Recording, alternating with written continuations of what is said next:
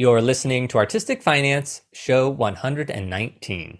Today's show is part 2 of the interview with Steve Altinel, Artistic Director of the Long Island Musical Theater Festival.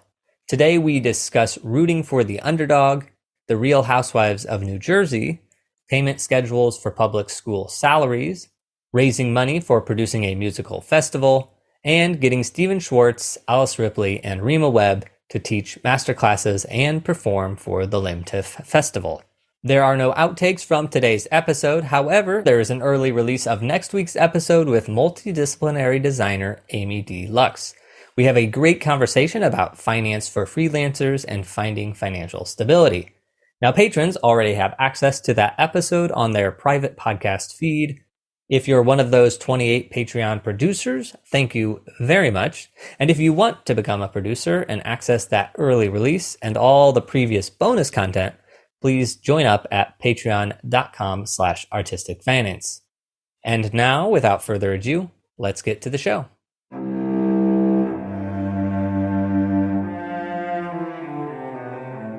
You're listening to Artistic Finance Podcast, where your host, Ethan Steimel, interviews successful artists, leaders, and investors to help educate and inspire artists to grow their wealth.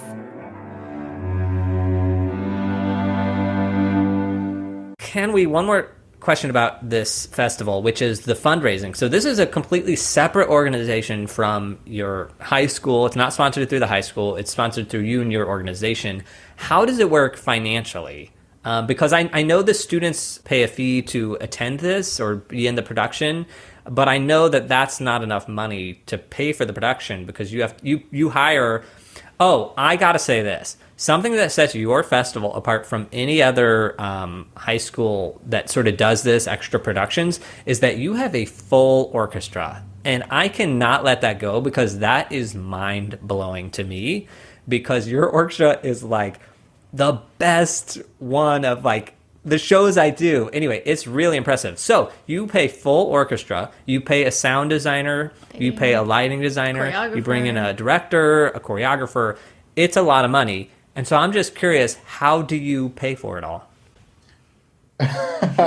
Well, the orchestra is part of my mission because when I started, that was what I wanted. I wanted to do the Secret Garden with the full orchestra. I think it was 15 pieces at the time. Again, it's like even when I was doing shows at the Argyle or even the Engelman, I remember vividly my musicians came in, they were doing South Pacific at another Equity Theater, and they were playing our show, and they love playing my show because they get to like hang with their buddies, and they're 15 people playing instead of playing South Pacific with 6 or 7 pieces, which is orchestrated for 20, and the orchestration for Secret Garden was 15. So it's not, the 30 some odd piece. Even when we did Sweeney, we did, I think, the chamber version, but it was orchestrated and we had the full orchestration based on what was scored for that specific production. So in regards to funding it, it's actually Recreational Arts, the parent organization, which is Nathan Brewer's organization. He's the president and artistic director of that, who really kind of channel all the finances through them. But they have programs, I believe, in Pennsylvania, New Jersey, and we're the New York division of it. So I'm responsible for all the things for that. So I do my own fundraising, but it's run out of that organization. So it allowed us the platform to do it. So in regards to raising money, really it is funded based on student registration fee and ticket sales. As it has grown, now we do a middle school production as well. And this was the first year we did a junior production. It started with doing a medley for a week and then 2 weeks. And now we do. So it has grown. And as we grow and have more funds, we could add more programs.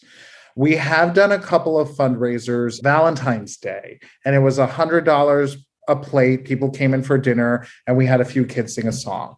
We did a Christmas cabaret for a few years and it didn't bring in a lot of money, but it kept momentum. Financially, it is very difficult, but it's like we're pinching budget. I'm trying to, even with you, it's like, if it's like, how much do we have? If I give you a certain number, be like, can we go $50 over? Because you understand that. but there are certain things that are worth the money. And I will say that for the first, I think it was 3 or 4 years, I did not pay myself. Ah. So I would create a line in the budget for myself as artistic director, a line as music director. And then anytime we were in the red, which we were, I just didn't pay myself. And so I'm happy to say we're not in that place, but the pandemic was tricky because we had some leftover funds from the year we did Sweeney Todd, which was successful, but then didn't have anything coming in. And we still did a version in 2020 online. And then we did an in-person just review with Andrew Lippa last year, but it was a 1-week program, which again, didn't bring in the same amount of money. So now we are adding to this budget, doing a larger production, adding a middle school junior production, and also, the use of space. I think, people don't understand that with theater. It's like, I don't even fully understand with the Broadway community, like just the rentals of the theaters before you even go into production costs or like paying for the creative team and designers and all that stuff. That is a huge chunk of the budget.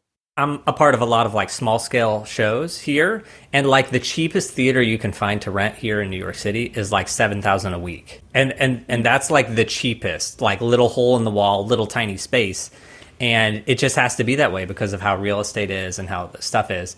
And we had an episode with Melissa Riker who does site specific dance, and I was saying like, how do you afford to pay all these dancers and do all this when you don't have ticket sales as part of your budget? And I said, what about renting the space? And she said, well, we do everything outdoors. So it's a $25 park fee.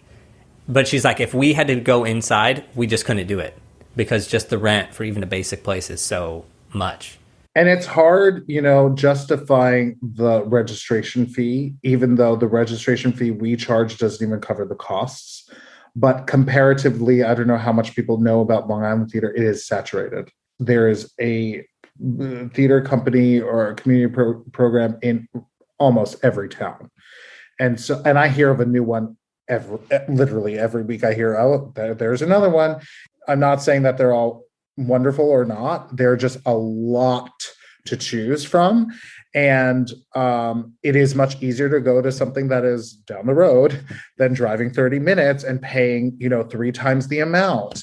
And so it really depends on what you want to pay for. I will say, like what we do, I think is quite unique, especially because of the professional orchestra factor, because there is nothing that compares to that when you were a kid singing, even if it's one line of a song. That is an opportunity to this day that I still have never had.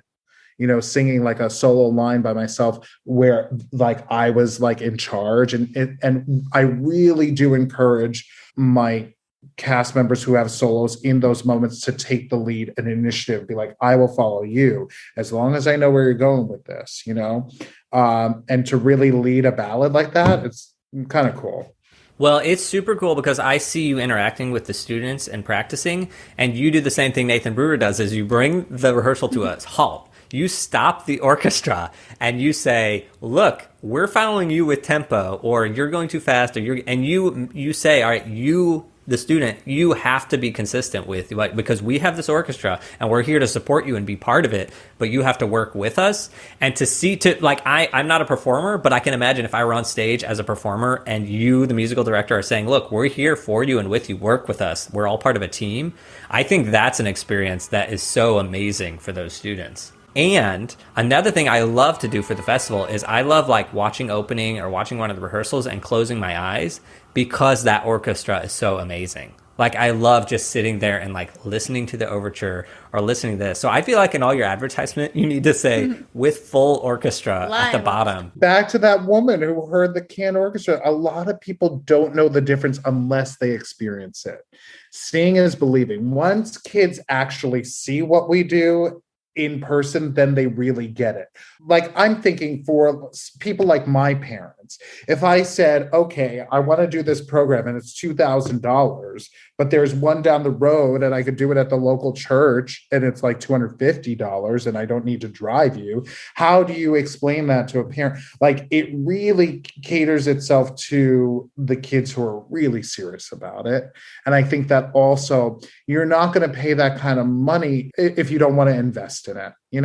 I look at it as investing in education. But, you look at these dance companies. I don't know if you've seen what competition dance is like, but these parents pay a ton of money and they're standing online waiting to buy $40 tickets, plus a headshot, plus a costume, and then sit through a 4-hour show. And yet they don't have a problem selling that. So it is very difficult, and that is a part of it that marketing and how to recruit. It's a very big part, and it's one of the hardest things to do. Yeah, well, I mean, I will say that for people that go into the arts, it really has to come from inside. Like, the person has to know that, like, I want to do this. I'm going to go do this.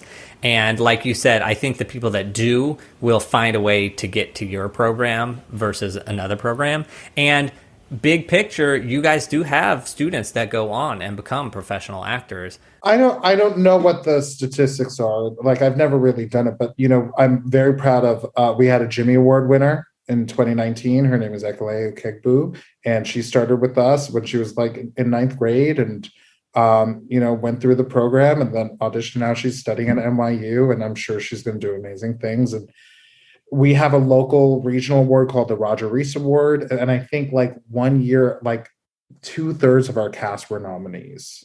Nice. Okay, my last question about Long Island Musical Theater Festival, which is, you've mentioned Andrew Lippa coming and working with the students, and you also had Stephen Schwartz this year.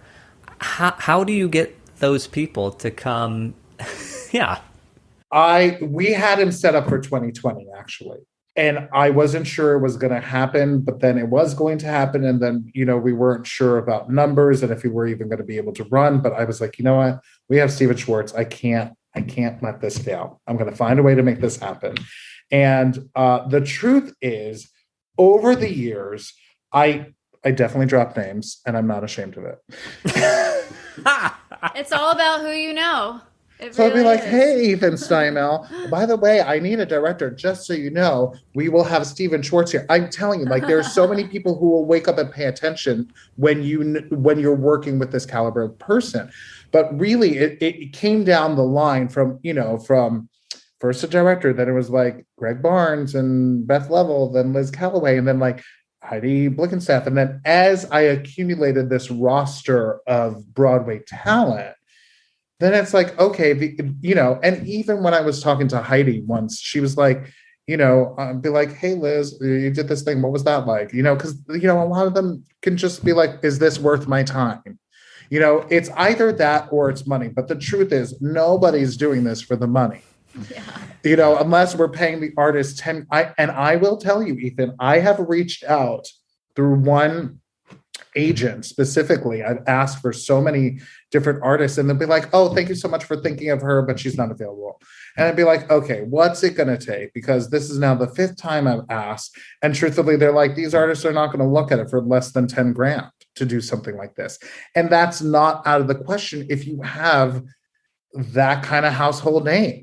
And I remember I did a music directing intensive at Goodspeed Opera House I did it 2 years, and I worked with Michael O'Flaherty. I don't know if you know much about their work, but that program changed my life. And if there are music directors listening to this, if you have an opportunity to work at Goodspeed doing the music directing intensive, do it, because it's incredible. And I remember asking Michael O'Flaherty about this, and he said, and it's funny because the name he used was Stephen Schwartz. He's like, let's say you had Stephen Schwartz. If you had something, he's not going to do this for the money. He's going to do this because he's going to, love the idea of what you're doing and pass on his knowledge to like the future generation. And it's not much in regards to funds compared to what these people could be making. And I think having the roster of people that we've accumulated over time has been helpful. And I always use that moving forward. So when I wrote to his assistant, and I know that he's good friends with Liz Calloway, I dropped that name, and that's also part of it, knowing what the connections are, who works with who hangs out with who, and I think making those connections in your ask are helpful. And I will also say you are very good with schedule. And so I think that's also probably a really good thing. I imagine that you reach out and you say it's going to be X amount of time or it's going to be X, that. And you're very clear with like, I've condensed the schedule. Exactly. So I'll be like, it's going to be this time, you get dinner, and then the show's at this time, and it's going to be 1 hour. And I also include that they'll have their own, not only dressing room, but their own bathroom. Because even for someone at my level, it's like, if I'm going to go somewhere, if I know that I have my own room and bathroom and don't have to worry about that kind of thing. Because when I was doing it at the high school, it's like, I had like Rema Webb sharing a bathroom with like the high school girls. I was like, I can't do that. I can't do that to Broadway talent. I'm fortunate enough that Adelphi University has such a gorgeous facility, and they have a dressing room right out there. And I think that is, comfort is helpful in your ask as well.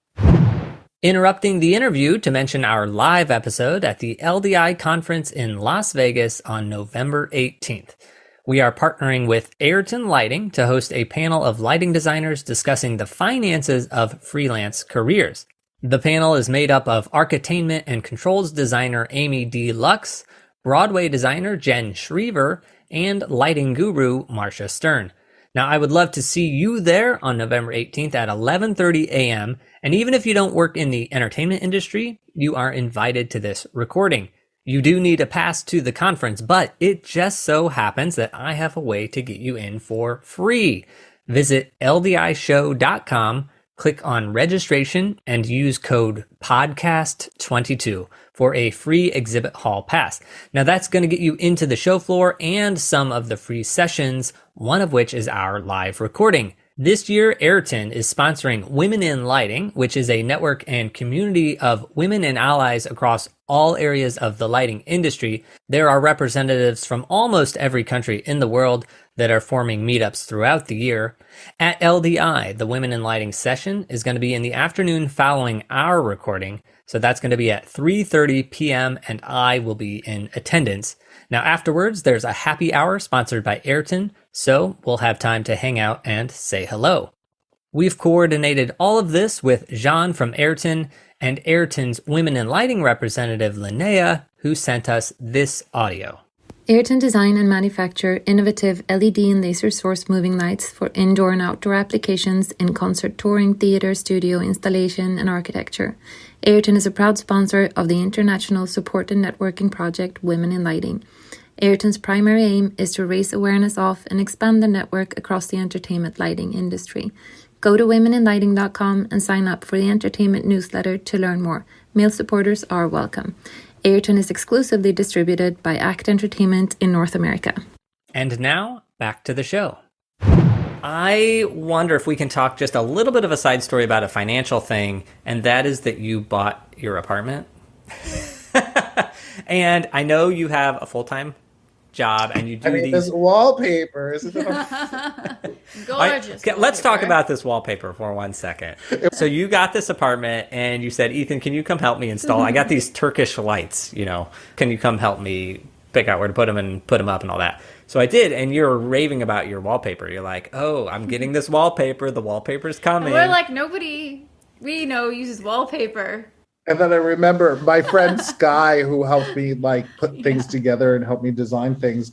And then I was like, okay, because it was literally in the pandemic and all these Zoom things. I'd be like, where am I going to? He's like, you're going to sit in front of this wallpaper. Because anytime you're on a Zoom meeting. So as soon as you asked me, I was like, I got to set it up so you can see the wallpaper. Yeah. So good. But also what I love about this wallpaper is, so I've seen it in your apartment since 2020. But Nicole and I were watching this Netflix show called How to Build a Sex Room. And before everyone thinks this is some crazy BDSM thing, it's the Disney version of that. It's an HGTV show about building a room. Yeah. It's pretty much what it is. But one thing is there's one of these dungeons, let's say, that was built. And the wallpaper is your wallpaper. We saw that. We were like, oh my God, that's Steve's wallpaper. You got to send me this episode. That I did not hear. It's like sexy wallpaper. So if anybody's listening to this and they want to see it, go to YouTube, the Sexy YouTube version. wallpaper right there. To see this sexy wallpaper because it's taking over the sex world. But I just want to talk about like, how did you get an apartment? Because like you said, you're single, financially you take care of yourself. You do these side freelance jobs, but clearly they're not like giant paying jobs that you're taking. You're not necessarily taking them for the money. And I'm just wondering your choice and your decision to like purchase an apartment and how that all works. And for anyone who doesn't know or is not familiar with New York real estate, getting an apartment is no small task. I mean, it's everything, including your blood type, basically, to get an apartment. It's a very rigorous process. Yeah, I don't look forward to the day I have to do it again. Hopefully I won't. But, I will say if it weren't for the pandemic, it probably wouldn't have happened, which is a weird thing to say. But I had been renting for 10 years. And everyone would say, the money, and then like when I add up how much I spent in rent, but the problem is not paying the monthly fee, it's a down payment, So I was fortunate that my rent did not go up much. I think maybe $175 within 10 years of being there. And so I had known that I always wanted to buy an apartment, but I didn't know if I'd ever be able to. But I had been saving towards it. So I will say taking those few college gigs and then doing the Argyle thing for a few years before the pandemic really elevated my savings at that point. And it is a comfort being a public school teacher and having that steady income, so I don't have to worry about it. So that's like my day to day. But for savings, it's all the gigs, it's the voice lessons, it's the auditions and all that kind of thing. During the pandemic, I really got to sit with myself, my thoughts, and I really I was watching Marie Kondo all the time, trying to tidying up, and along with Tiger King. Mm-hmm. Yes, even though it's just I don't understand this, but okay, fine. So I really just went into, and everyone's like, what are you doing? I was like, I'm busy. I literally was cleaning out closets, things that I've been boxes that have been sitting there for 10 years. And then once I went through everything and then was there for a few months, I was like, okay, everyone's moving out of New York. People are like, no, this is a good time to look. So I started looking, and the interest rate was so low that people are like, this is not ever going to happen again. So I started looking, and again, Maria McCumsky, who was my 5th grade chorus teacher, who gave me my first opportunity to play, is the driving force. And I had actually put down an offer on a different apartment that was more expensive, required probably a $60,000 renovation. And the day after I put down that offer and looked at the apartment, she found the apartment that I'm currently in. And she's the one who called me and said, Stephen, you need to call your real estate agent and make an offer right now, and you got to get in there tomorrow. And I did do that. And luckily for me, it was a sponsor unit. So what you were just mentioning with all those things that I didn't have to go through an interview process. So that was the best part of it. So then I was like, yes, this is definitely it. And it was fully renovated, and it was cheaper, and it had a lower maintenance. So I really feel like I just hit the jackpot in that sense.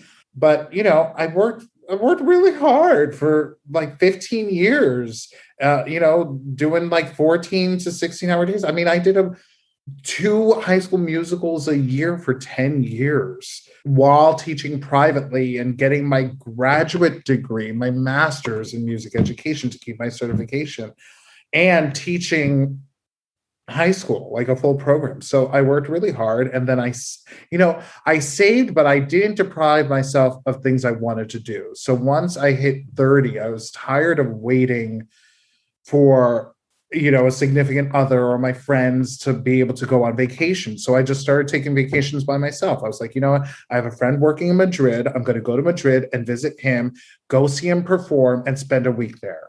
And so I did spend money. So I probably could have gotten here sooner, but, I'm enjoying my time as I go.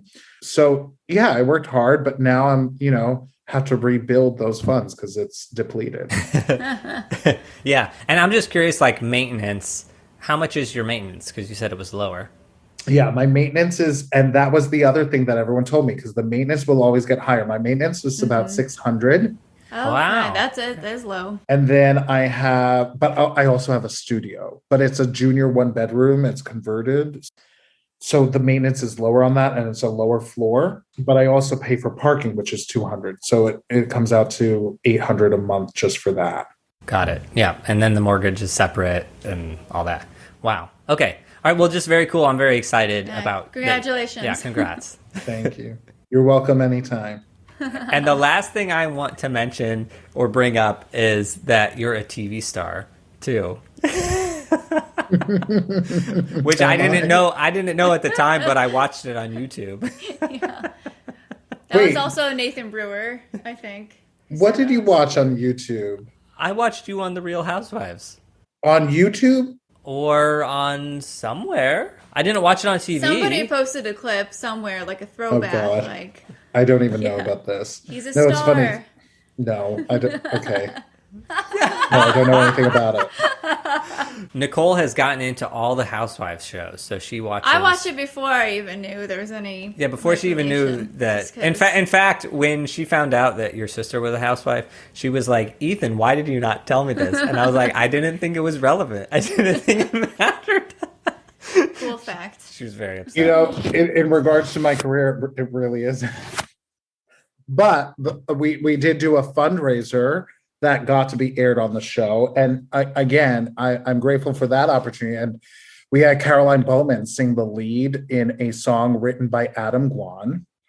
And so for me to like bridge, did you know this? I actually did not know this. You should have done your research, Ethan.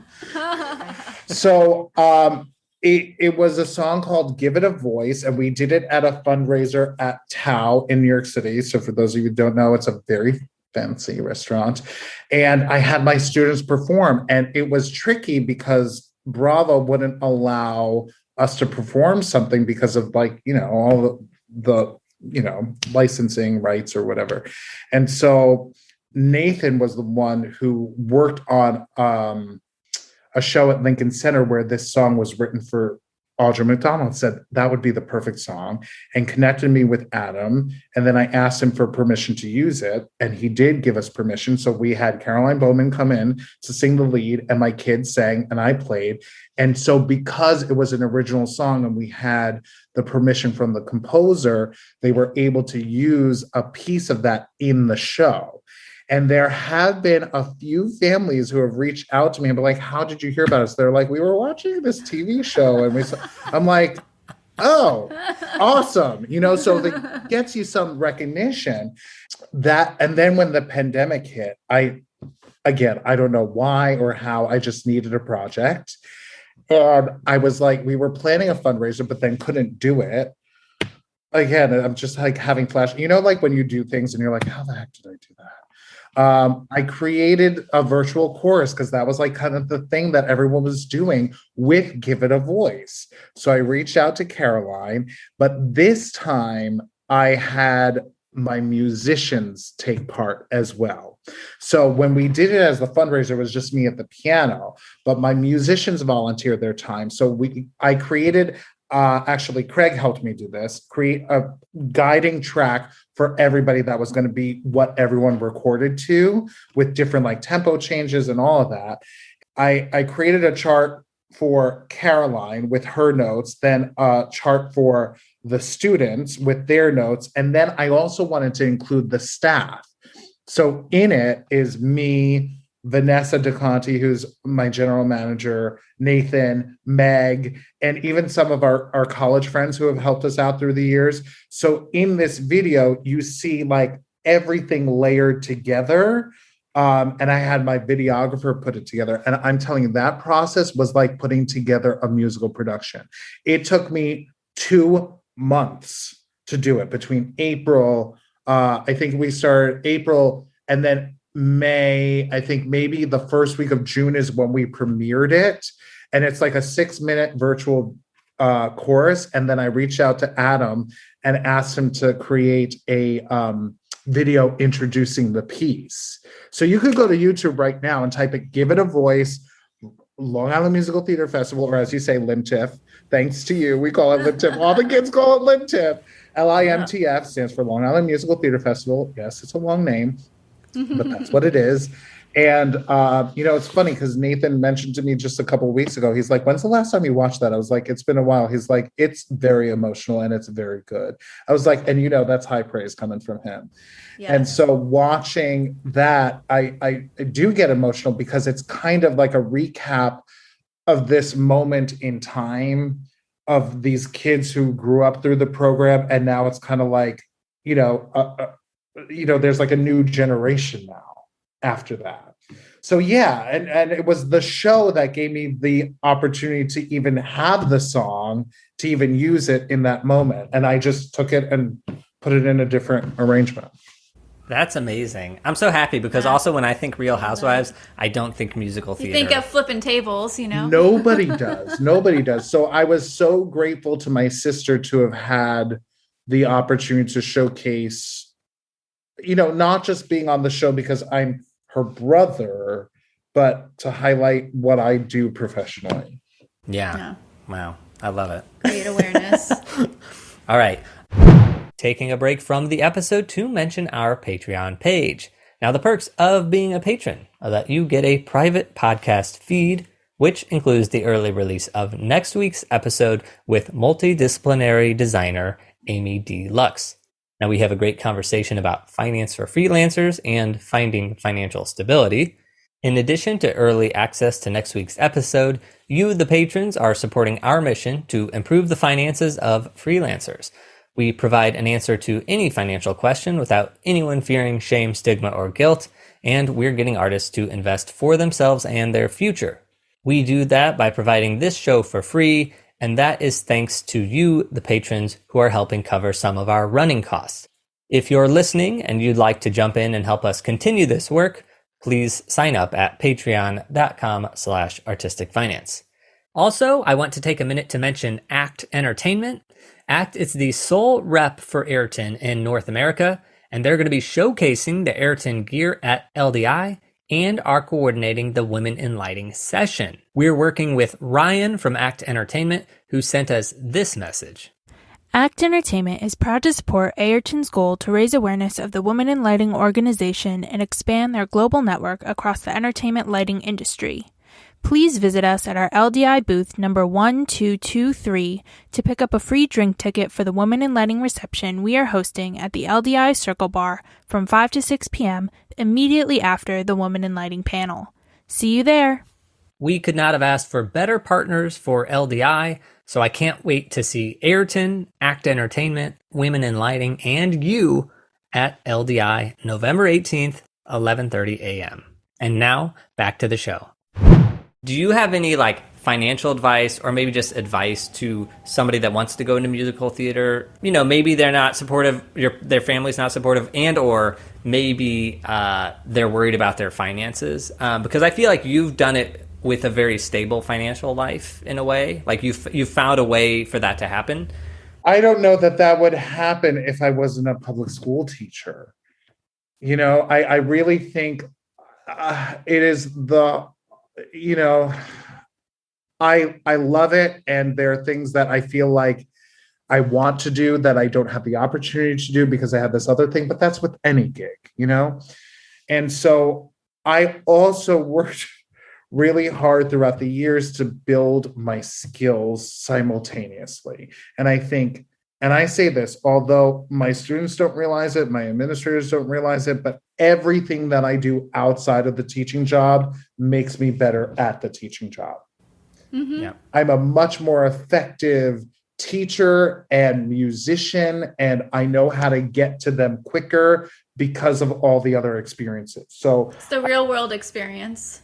Yeah. And also just watching other people work and, and saying that. And this is why I think I do so well with my musicians, because I'm the first to be like, I screwed that up. Or I'll be like, is that clear? Or what can I do to make this clearer to you? And my musicians, I remember in Sweeney Todd, there was a moment they're like, you're adding a beat there. And they literally play what they see. So if I'm screwing something up, they're going to follow me, even if I'm wrong.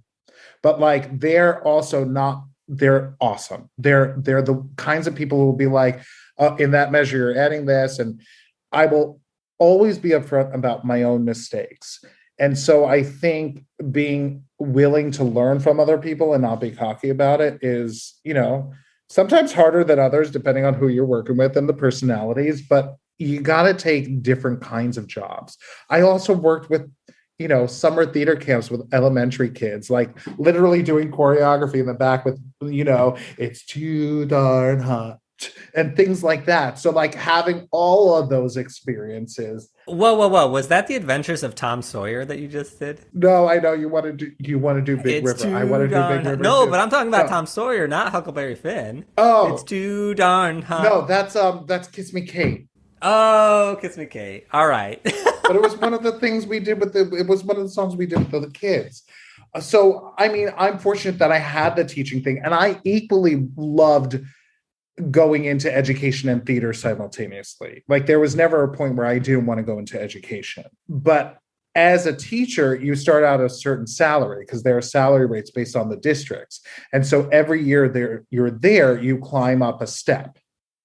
I don't know if you know about this. There's like a salary schedule. So then after 5 years there, I had an opportunity to take the job that I have now, but I was a tenured teacher. And if you don't know what a tenured teacher is, it basically means that you are secure, you have job security. You can't be fired unless you do something, illegal or whatever. And so at that point, everyone thought I was crazy for leaving a tenured job because you never know if you're going to be cut or if you'll be granted tenure again. But I was in a position where like taking that job was a hit for me financially. So it was in Suffolk County, which generally is less in taxes. So the teachers make a little less. And so when I moved, it was like, you also got to think you're giving up job security and you don't know if you're guaranteed that. But I was in a position at that point where it only took me 2 years to get granted tenure again. Today, I think they need to work 4 years, even if they were tenured in a different district. So that was a risk. But also for me, I've never been worried about keeping a job because I was and have always been confident in my skills. And mostly because I'm a pianist, because there are a lot of high school choir directors who aren't necessarily pianists. So that was always helpful for me. So I did take a financial hit there, but then every year you climb up a step, and we had a pay freeze for a while. So teachers weren't making those steps for a while. Then it started coming back. Now, if you get a master's degree as a public school teacher in New York State, if there are certain districts have payment increments. So if you get a master's degree plus 15 credits, then you go over a column and then you make a certain amount more. Then when you get to 30 credits, you make more, 45 and 60. So my district now, it's like 30 and 60, but when I started, there were 15 credit increments. So I have just completed 60 graduate credits on top of my master's. So now I've maxed out my salary. Most teachers do this immediately when they start teaching. So they could max out that salary because that's longevity of your career and your finances because it accumulates. And people are like, what are you waiting for? I was like, I've been music directing at all these schools and I've been teaching and building an organization. So it has taken me 20 years to get those 60 credits, but I finally got there. And so as a teacher, there are ways to make more money in that. So that has been my safety net. But that's not something that anyone can do. If you're saying as a music director, what is your advice? I can't just tell them to go into like public school education. However, I don't know what it's like to be a full-time music director without being a teacher. What you're saying is valuable because we're seeing how much you have to work in order to do these professional gigs and outside gigs. Like anybody listening to this is just going to be like, whoa, Steve is working a lot. And has sacrificed a lot. Yeah, but at the same time, it's all I knew. I've been doing this since I was in high school. I was music directing shows, while I was in them. When I took my first high school job, I was technically a leave replacement. So the kids didn't like me. They knew their teacher was coming back, and I had 220 students ranging from 7th through 12th grade. And I didn't have a classroom. I taught in the auditorium. It was difficult, to say the least. However, I knew that the only way I was going to be successful is if I treated it like my own job, like it was mine. And the truth is, she took a second year leave and ended up resigning because she had another baby. So then it did become my job. And I'm grateful that I treated it that way. But it wasn't fulfilling me as a musician because I had done a few tours and a few pro gigs. And after that point, I remember I had a select vocal ensemble that met in the evenings, and people are like, you need to treat that like that's your flagship group. And I really experimented with them and I worked them really hard. And Michael O'Flaherty said this to us too. You have to be proud of everything on your resume, regardless of what level. It doesn't matter if it's a middle school production, high school, community theater, whatever it is, be proud of the work that you're doing because it adds up to wherever it leads you next. I love that. Good advice. All right. So before we wrap up, is there anything that you wanted to talk about or mention that we didn't cover? Oh, well, I would love you to visit our website, the LIMTF.org. We have maybe if you want to post that promotional video, we have a 1-minute commercial. If you have any theater kids on Long Island or in the tri-state area who might want to audition for us, just send them over to our website. Follow us on Instagram at the LIMTF. Okay. All right. Well, I think you just answered the question I was going to ask, which is where can people find out more about you? Well, I also have a website. I do need to update it. It's stephenaltinel.com. That's Stephen with a V, Altinel. And you can follow me on Instagram if you're interested in my personal life. With that wallpaper, how could you not be? Yeah. Amazing. All right. Well, Steve, thank you so much for taking like 2 hours today on this Saturday. Yeah, we could talk forever, Ethan and Nicole. I appreciate it so wonderful. much. Thank you so much. Nicole's been trying to get you on the show now for 2.5 years. Yeah, I really have her to thank. She's the one who called for the ask. So thank you, Nicole. I feel honored that you. I really do. Honored. Okay, all right. I'll let you go now. But one thing I wanted to mention, which is just that I have a lot of respect for you. And I think your school and everybody you work with should be so proud to work with you because you are a professional of the utmost. You act like a college professor. You do more outside work than a lot of college professors do. And in college, they're always encouraging the professors to go out and like work professionally. And that's one of the appeals for a lot of college programs is how much the department heads and teachers work outside of academia to connect people to those professional jobs. And I just got to say, everybody working with you, they don't even realize it, but you are basically like a college educator through your own public school, high school teaching. So anyway, I just have a lot of respect for you. Thank you for saying that. That's it for this week's episode. Now, my takeaways are that the payment schedule for public school salaries is quite convenient. That allows teachers to maximize their salary by using it as a roadmap. Now, raising money for producing a musical festival seems stressful, but Steve is able to do it, and he does it to get a full professional orchestra. Now, that's rare for a lot of professional theaters who don't have full orchestras, so props to Steve for doing it. Also, Steve took freelance gigs for 15 years to save for purchasing an apartment. It fills my cup to hear such things like that. So congrats, Steve. And finally, getting people like Stephen Schwartz, Alice Ripley, and Rema Webb to teach or perform, it's possible. Be clear, concise, and provide a private space and a bathroom. And something Steve glossed over, be persistent. Ask once, ask twice, and keep asking. So what do you think? Did you enjoy this 2-part interview? Let me know by emailing me at artisticfinancepodcast@gmail.com. I know you know that I love getting emails, so I make sure to read every single one and get back to you. But if emailing isn't your thing and you still want to support the show, please become a patron. You'll get early access to episodes, including next week's with multidisciplinary designer Amy D. Lux. Amy has a lot of good advice and a lot of good philosophies and is another great example of someone who should be hosting this show instead of me. It's a great conversation, so be sure to subscribe to the podcast on any podcast app or on YouTube so that you'll get a notification when we release it next week. Now, thank you to you, the patrons. You're supporting our mission to normalize financial conversations amongst freelancers and creative professionals. Now, we're doing that by providing a space for any freelancer to ask any financial question in a safe space. We're all in this together, so listen here and learn along with us. If you want to help support this mission, please join up at patreon.com/artisticfinance, and thank you in advance. As always, if you aren't ready to become a patron, that's totally cool. The 2 free ways to access those early releases is 1, email me at artisticfinancepodcast@gmail.com and ask for them. I put things on Patreon as an incentive and a thank you for patrons, but I'm not trying to hide any information. So if anyone ever emails me, I'm happy to provide the information. The other free way to access early releases or outtakes is by signing up for our newsletter, and you can do that at artisticfinance.com or email artisticfinancepodcast@gmail.com.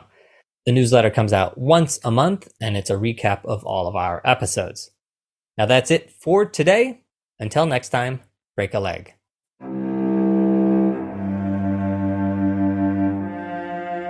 Thank you for listening to Artistic Finance. Make sure to subscribe. To access our show notes, transcripts, or resources, go to artisticfinance.com. This show is for entertainment purposes only. Before making any decision, consult a professional.